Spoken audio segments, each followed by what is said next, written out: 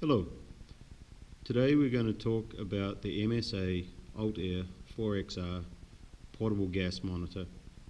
This is to replace the current 4 gas meters that were carried in the engines.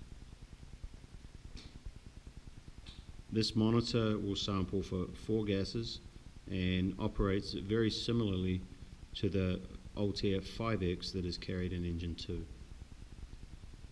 You look at the front, we have the menu button, up arrow, down arrow, sensors in these 3 spots, the horn where the alarm sounds, which can be muted slightly by covering, LEDs in the top 2 corners, and then smaller LEDs down in the bottom corners.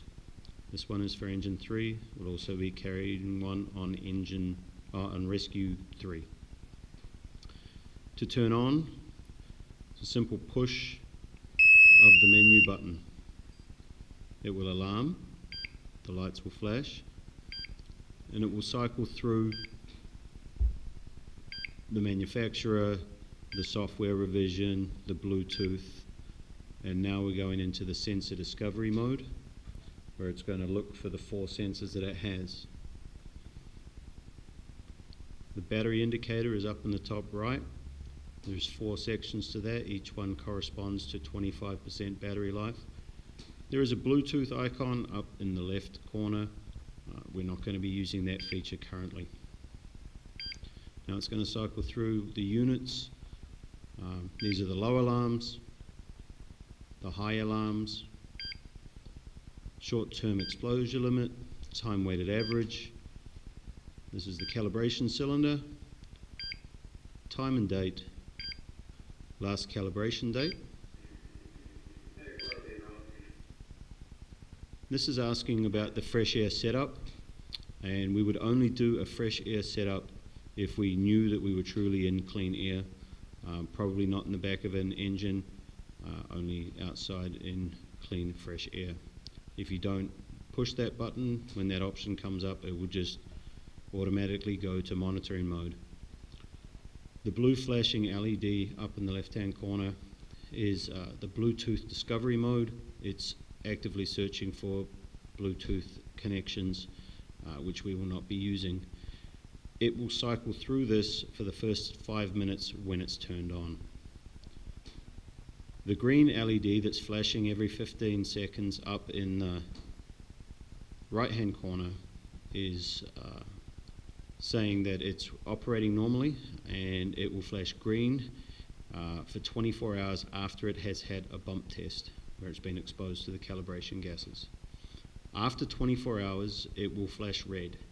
It is still functioning correctly, it just hasn't been bump tested in those 24 hours. So looking at the 4 gases that are monitored, we've got combustibles and explosives, oxygen, carbon monoxide, and hydrogen sulfide.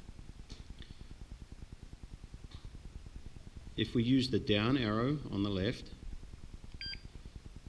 we can go to the bump test menu, and that's the gases that would need to be used for that. This is the peak exposure limit, so it's got the mountain peaks up on the left. That's the highest it's been exposed to. We've also got the minimum levels that it's been exposed to. Our short-term exposure limit, time-weighted average, and we can also get into the time and date menus. Discovery, this is for the Bluetooth. We will not be using the Bluetooth as it is not Apple compatible.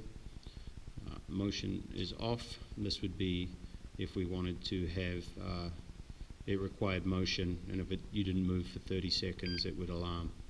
This is back to our normal monitoring screen.